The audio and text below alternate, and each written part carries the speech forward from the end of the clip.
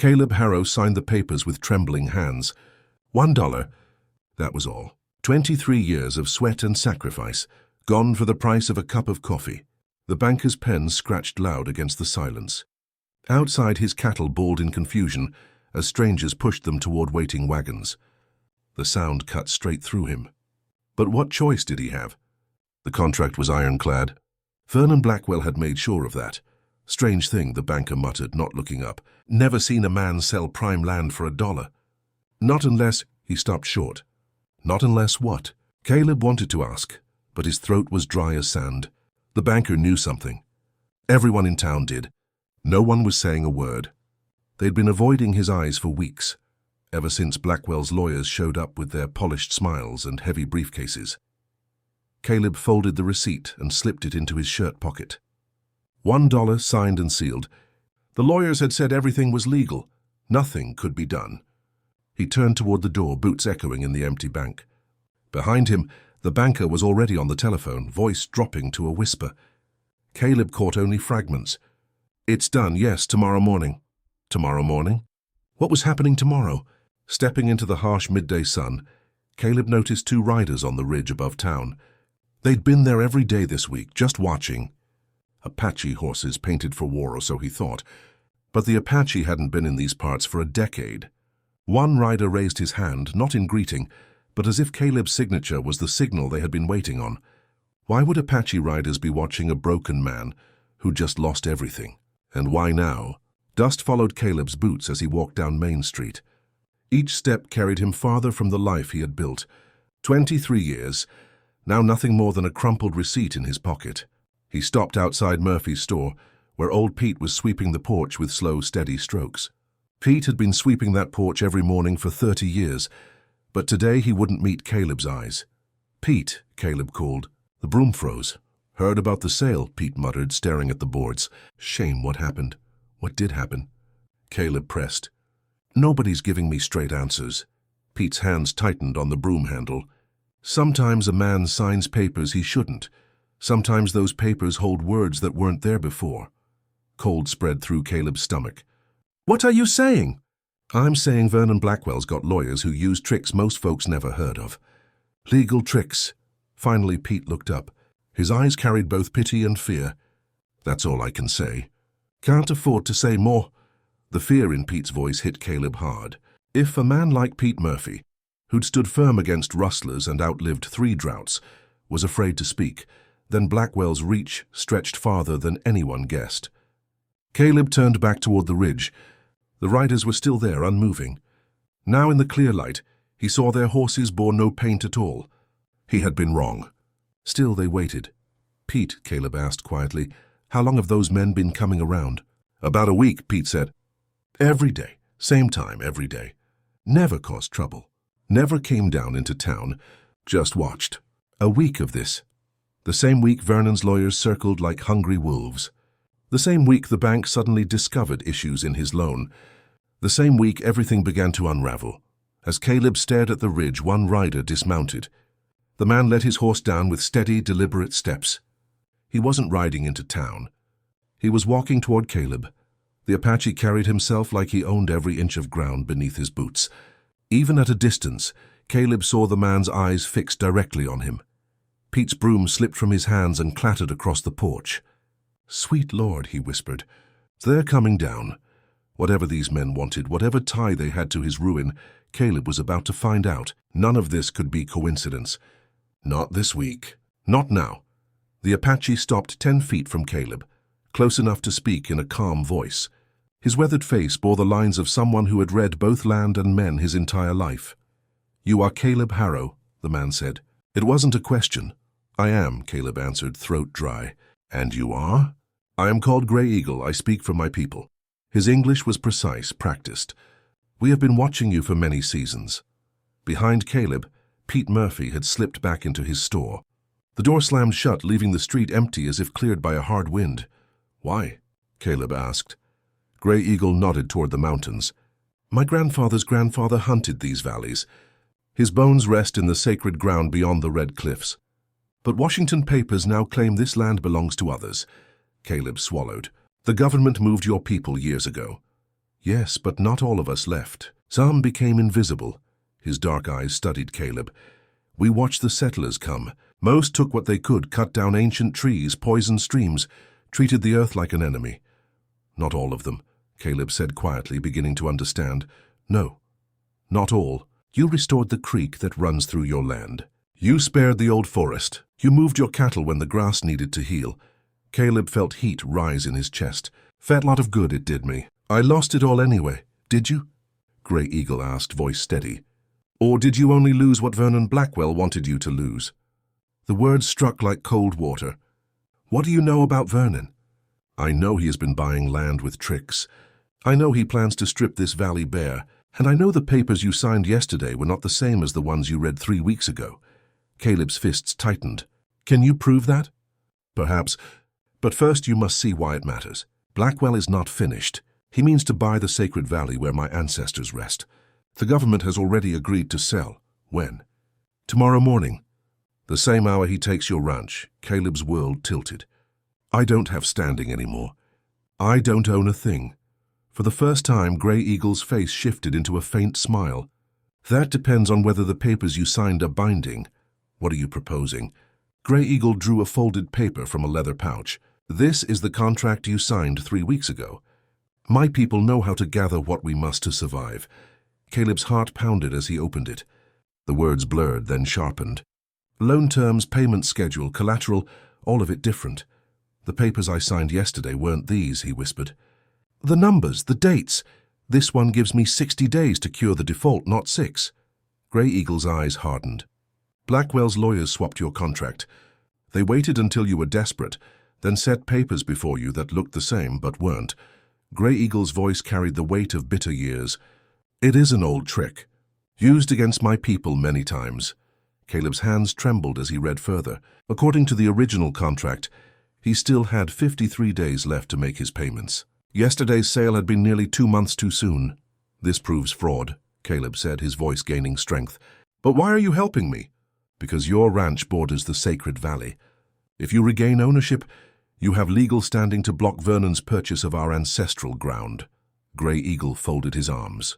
My people need an ally who values preservation over profit. A new voice cut through the air. Touching reunion. But pointless. Both men turned to see Vernon Blackwell striding down the street with 3 hired men. His fine suit looked absurd in the dust, but his swagger was unmistakable. Mr. Harrow, Vernon said smoothly, I hear you've been discussing old stories with our guests. Caleb clutched the contract tighter. This paper proves you defrauded me, Vernon. Vernon chuckled. That paper proves nothing but your desperation. He nodded, and one of his men stepped forward. Besides, I wonder how an Apache came to hold what looks like a forgery. It's no forgery, Caleb snapped. Then prove it, Vernon grinned. Take me to court. Spend years and money you don't have while I strip your ranch in the valley bare. Grey Eagle shifted forward, his stance quiet but ready. Vernon's men mirrored him, hands inching toward their belts. Gentlemen, Vernon said, smooth as ever, let's not spoil the afternoon. The sale was legal. The document signed, Mr. Harrow knew what he was doing. Under false pretenses, Caleb shot back. Vernon's eyes gleamed. Say what you like. Tomorrow morning I take possession of it all, your ranch, the valley, everything. And there's not a thing you can do. He turned, then paused. Oh, and Grey Eagle, my men will be watching the ridge. Interfere and you'll regret it. With that, Vernon and his men strode off. Caleb felt the weight of impossible odds settle heavy on his shoulders. Proof of fraud meant little without money, a lawyer, or time. And he had less than a day. Grey Eagle's gaze followed Vernon until he vanished around the corner. He is more dangerous than you know. This is not about cattle or grass. What do you mean? Caleb asked. 3 days ago, my scouts found surveyors in the sacred valley. They were not measuring for fields. They were marking ground for mines. Grey Eagle's face hardened. Silver, perhaps gold. Blackwell has known for months. Your ranch was never the prize. It was the key to reach what lies beneath my ancestors' graves. The truth struck Caleb like a hammer. Vernon hadn't cared about cattle or pasture. He wanted the deed so he could stake mining claims across the valley. He plans to tear up your sacred ground for silver ore, Caleb said. Yes, Grey Eagle answered grimly.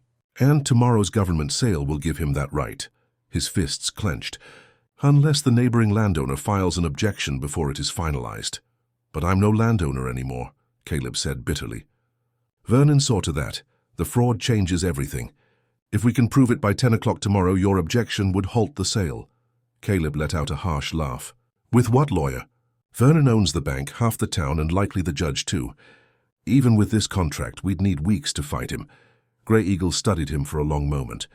There is another way, but it requires trust between our peoples, a trust buried for generations. Caleb steadied his breath. I'm listening. My people keep our own records, original treaties, land grants, maps of boundaries. His voice dropped low. Documents that show this valley was never truly open for homesteading. Every deed, every sale, every claim since has been built on false authority. Caleb stared at him. You're saying the government never had the right to sell this land to anyone? I am saying, Grey Eagle replied, that if these documents were shown to the territorial court tomorrow, every sale in this valley for 20 years would be void. Yours included, and Vernon's as well. The weight of it hit Caleb hard. That would topple half the town. Ranches, businesses, families who had settled here in good faith. Yes, Grey Eagle said simply. But it would also stop Vernon Blackwell from tearing open our burial grounds for silver. The sun dipped behind the mountains, shadows stretching across the street. Caleb knew he stood in the center of a choice that could save everything, or ruin it all. And he had less than 16 hours to decide. He walked the empty streets through the night, mind torn between impossible paths. To use the tribal documents meant destroying innocent families. To ignore them meant watching the dead desecrated for awe. There was no clean way forward. At dawn, Grey Eagle appeared beside him without a sound, like shadow given form.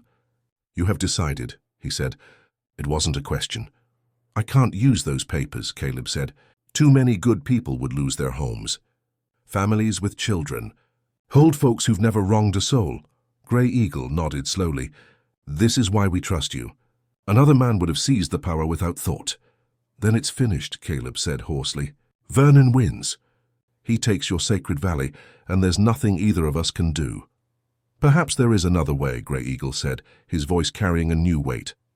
But it requires something no white man has ever been asked. Before Caleb could answer, the sound of horses rolled down Main Street. Vernon Blackwell rode at the head of armed men, sunlight flashing on their rifles. Gentlemen, Vernon called cheerfully. I trust you've had time to say your goodbyes to this fine valley.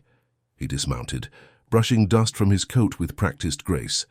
I must say, Mr. Harrow, I'm impressed. Most men would have yielded by now. The government sale isn't for 3 hours, Caleb said.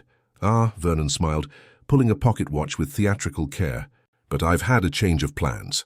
I hear certain parties may attempt mischief with fraudulent documents. Grey Eagle stepped forward. The documents are authentic. Authentic? Vernon raised an eyebrow. That depends on who you ask. He gestured and his men spread into a half circle.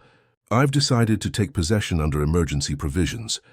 Claim jumping, you might call it. Can't have squatters interfering with business. Caleb felt the trap close. You can't do that. The court won't allow it. The court! Vernon's smile was razor-sharp. The judge owes me $17,000 in gambling debts. I control the bank, the businesses, the law. I own more than land here, Harrow. I own the men who run it. The sheer precision of his corruption was staggering. Every path already blocked before Caleb had known he'd need it. Still, Vernon said lightly, I'm not without mercy. Grey Eagle, I'll make you the same offer I gave the others. $500 per family. Relocate quietly, no trouble. And our burial grounds? Grey Eagle asked flatly. They'll be treated with respect, Vernon said as though discussing weather. The graves will be moved to a suitable plot outside the mining zone. Caleb saw the air chill around them. You would move the bones of my ancestors? Grey Eagle asked. I would provide them better accommodations, Vernon said smoothly. Most miners don't bother. Grey Eagle turned to Caleb, eyes filled with the grief of centuries. Now you see why my people have another proposal for you. Vernon's men shifted nervously, hands near their guns. Vernon, though, only smirked. A proposal? From a people with no standing. This I must hear. Grey Eagle ignored him, speaking only to Caleb. For 3 generations we have hidden in these mountains. We have not only survived. We have learned, Grey Eagle said. Learned what? Caleb asked. We have studied your laws, your businesses, your methods of holding property. Grey Eagle's voice carried quiet pride. And we have built resources that would surprise you. Vernon's smirk faltered. What kind of resources? 27 years ago, my people discovered a silver vein 3 valleys north. We have been extracting carefully, selling ore through distant intermediaries. Grey Eagle met Vernon's eyes. We have wealth enough to buy this valley at market rates. Caleb's breath caught. You're saying your people have money? Enough to buy every deed, every mortgage, every business here? Grey Eagle nodded once. But money alone will not keep sacred ground safe from men like Vernon Blackwell. Vernon's face drained of color. That's impossible. You were relocated. You have no legal authority to own property. Individual Apache cannot, Grey Eagle said evenly, but a corporation can. And a corporation may have a white president acting for silent partners. The magnitude hit Caleb like lightning. You want me to be the legal face of Apache land ownership? Grey Eagle's voice carried the weight of trust. We offer true partnership, equal partnership. You would hold the title but govern in balance. Sustainable ranching, protected burial grounds, profitable mining only where the land can bear it. This is absurd, Vernon barked, stepping forward. The government will never recognize such an arrangement. The government will recognize legal transfers funded by verifiable assets, Grey Eagle replied calmly. Even Blackwell cannot twist that. Caleb shook his head in disbelief. You're talking about buying out an entire settlement. We are talking about preserving a way of life, Grey Eagle said, eyes burning. But it requires complete trust. One betrayal and my people lose everything. Vernon's voice sliced through the moment. Touching. But possession is 9/10 of the law. He gestured and rifles rose in unison. Metal clicked in the morning air. You have 1 minute to vacate or you'll be treated as trespassers. Grey Eagle turned to Caleb, gaze steady. The choice is yours, Caleb Harrow. Partnership with my people, or surrender to his greed. The countdown began. 50 seconds. 49. Caleb looked from the rifles aimed at his chest to Grey Eagle's unwavering eyes. His voice stayed steady. Vernon, you're making one mistake, Vernon sneered. And what's that? You think this is about property? Caleb pulled the fraudulent contract from his pocket, holding it high. It's about federal crime, Vernon's eyes narrowed. What are you talking about? Mail fraud, interstate commerce violations, conspiracy to defraud, Caleb said, voice rising with each word. Forged documents make it federal. That puts this beyond territorial courts. You're bluffing, Vernon said, though doubt crept into his tone. Grey Eagle stepped forward, drawing a leather portfolio. 3 of my people witnessed the substitution. They will testify. Federal marshals don't care about Indian testimony, Vernon scoffed. They care about theft from federal land, Grey Eagle answered evenly. And you've been stealing silver from the Northern Valley for 6 months. Vernon's face went pale. That's a lie. You can't prove it. We have photographs of your dig sites, ore samples with unique markings, bills of sale from 3 territories. Grey Eagle's voice carried the weight of long-awaited justice. We have been documenting you carefully. Caleb felt the pieces snap into place. You knew about his illegal mining before you ever came to me. Grey Eagle's eyes didn't waver. We needed someone with standing to file the federal complaint. Someone whose character and reputation would carry weight. Grey Eagle's respect was clear. Someone who acted on principle, not profit. Vernon's men shifted uneasily. Federal crimes meant federal prison. None of them had signed on for that. Lower your weapons, Vernon ordered at last. The rifles dropped. Smart choice, Caleb said. Because I accept Grey Eagle's offer. Full partnership. Equal terms. Starting now. You can't be serious, Vernon snapped. You don't understand what you're agreeing to. Partnership with Apache? The territorial government will never... The territorial government just lost its say, Grey Eagle cut in. Federal oversight takes precedence. And federal authorities care more about justice than politics. As if on cue, the sound of horses carried from the eastern road. Riders in federal marshal uniforms approached at a steady trot. Gentlemen, the lead marshal called, we're looking for Vernon Blackwell. We have warrants for his arrest, land fraud, interstate theft of minerals. Vernon's shoulders sagged. How? Anonymous tip, the marshal replied, backed with plenty of evidence. Grey Eagle met Caleb's eyes, giving the smallest nod. They had been planning this for longer than Caleb knew. As Vernon was led away in chains, Caleb felt the weight of impossible choices finally lift. But he also knew the real work was just beginning. 6 months later, Caleb stood on the porch of his new office overlooking the valley. A sign above the door read, Harrow Apache Valley Partnership.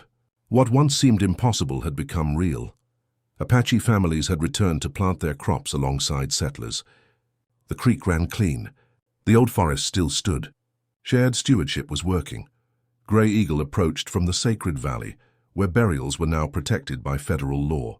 The morning council is ready, he said. Inside, settlers and Apache elders sat side by side around a long table. Pete Murphy discussed grain storage with Stone Speaker. The schoolteacher worked with young Apache men on lessons blending both cultures. First item, Caleb began, the silver proposal for the Eastern Ridge. Careful mining, under strict limits, had funded schools, roads, and clean water. Unlike Vernon's plan, it healed more than it harmed. The vote was unanimous. Most votes were now.